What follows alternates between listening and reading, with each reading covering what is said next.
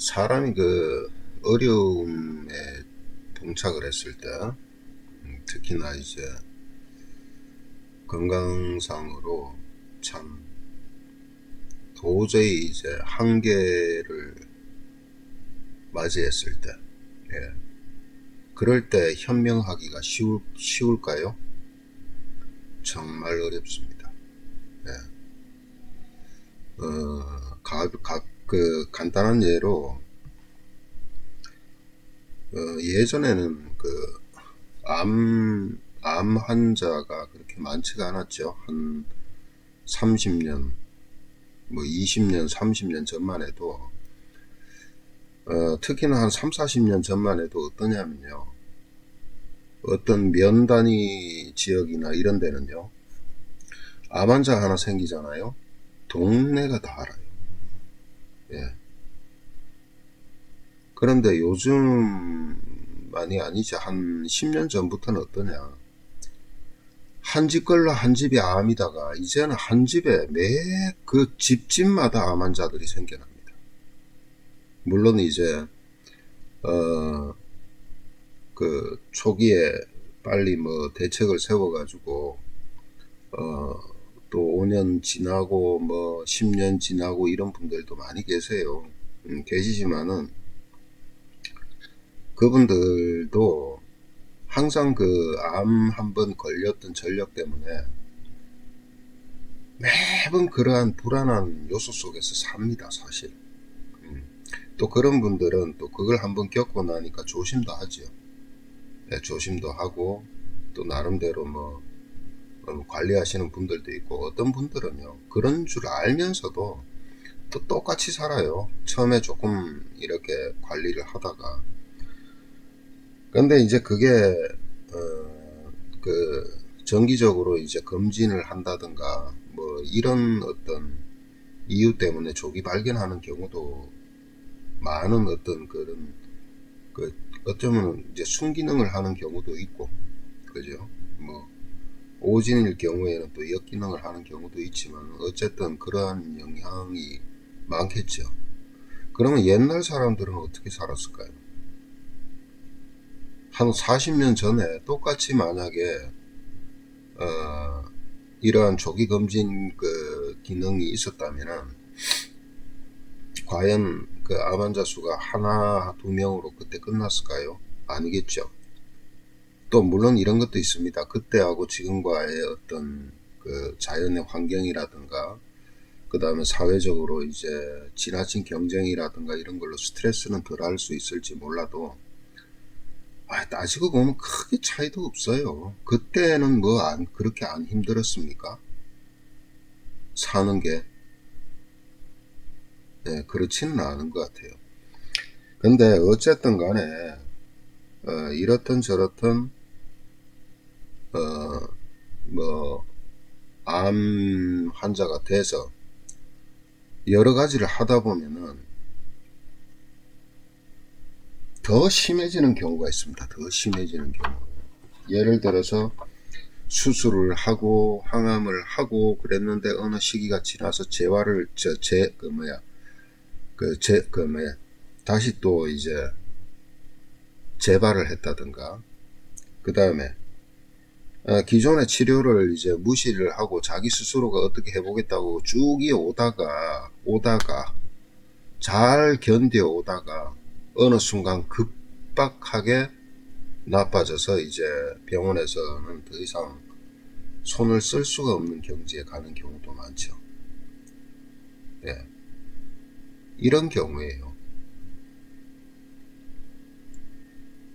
자, 어떤 원인에 의해서 예를 들어서 현재 암을 보유하고 있습니다. 자가치유를 한다 그래서 이게 정체가 됐었어요. 정체가.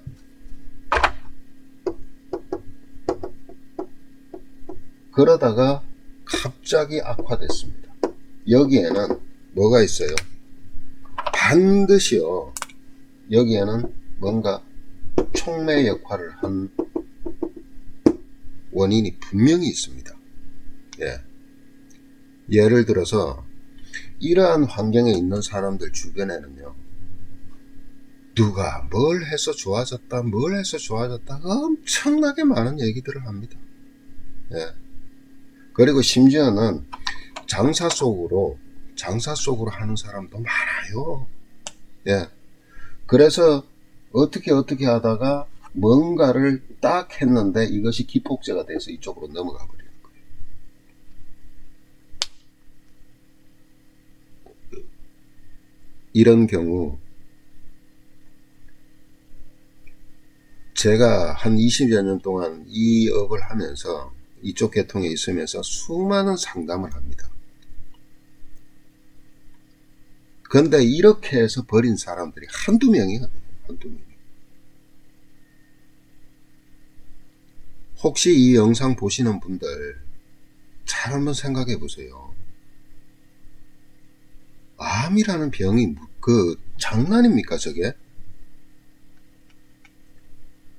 거기다가 자, 현대의학에 맹점도 있어요. 장점도 있고 맹점도 있습니다. 그러면 어쨌든 간에 현대의학의 의사가 되기 위해서는요, 그래도 대학병원의 전문의가 되기 위해서는요, 6년간 의대 공부해야죠. 2년간 인턴 생활해야죠. 2년간 레지던트 생활해야죠. 전공의 생활해야죠. 엄청난 수련 과정을 거쳐요. 그렇다고 끝난 게 아닙니다.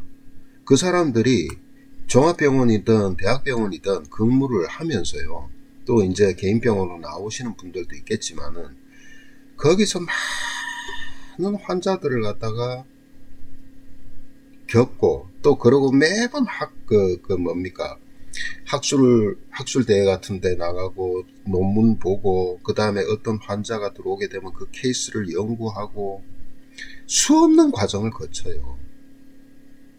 예, 그렇게 수련을 해 나가는 겁니다. 그리고 환자 관리를 해 나가는 거고. 그렇게 했는데 현대의학이라는 그런 카테고리가 있죠. 예, 그건 대증이죠. 대증요법이죠. 예를 들어서 이분들은 이제 나중에 분화가 되기 시작합니다. 애초부터 분화를 하죠. 내과로, 외과로, 그 다음에 내과에서도 간 전문의, 소화기 전문의, 그 다음에 내분비과 전문의, 뭐 이런 식으로 분류가 돼요. 한 곳만 죽자고 파요. 예. 근데 인체라는 것은 정말 동양의학과 차이점은 그거죠. 뭐냐면 인체는 전체적으로 시스템으로 돌아가는 겁니다. 예. 예를 들어서 간에 생긴 암이든, 위에 생긴 암이든, 뇌에 생긴 암이든, 척추에 골수에 생긴 암이든, 어떤 쪽의 암이든요, 생식기 쪽이든 1번이 뭐예요? 면역의 문제예요. 이상세포가 생겨난 걸 제거를 못하는 겁니다. 방어를 못했던 거예요. 거기서부터 다 출발한 거예요. 그렇다면 그 면역이라는 것은 물론 간에도 쿠퍼세포나 이런 걸 통해서 간 면역도 있지만 일단 전체적인 면역계지요. 예. 그렇다면 거기에서 해결책을 찾아야 되는데, 일단은 현대의학적인 요소는 뭡니까? 면역은 이미 벌어졌고, 그렇다고 해서 몸의 면역 균형을 정상화시키고 더 급속하게 올리고 하는 의료 체계는 현대의학엔 없어요. 예. 일단 암이 생겼으면 어떻게 합니까? 제거를 하든, 제거하는 게 1번이잖아요. 두 번째는요, 혹시 이제 전이의 상태가 됐다면은 전이가 돼서 더 이상 암이 확산되지 않도록, 또 전이 된 암이라도 없애기 위해서 항암을 하잖아요. 방사선을 하든가. 그것이 현대의학에서 하는 주 시술이에요. 주 처치법이고.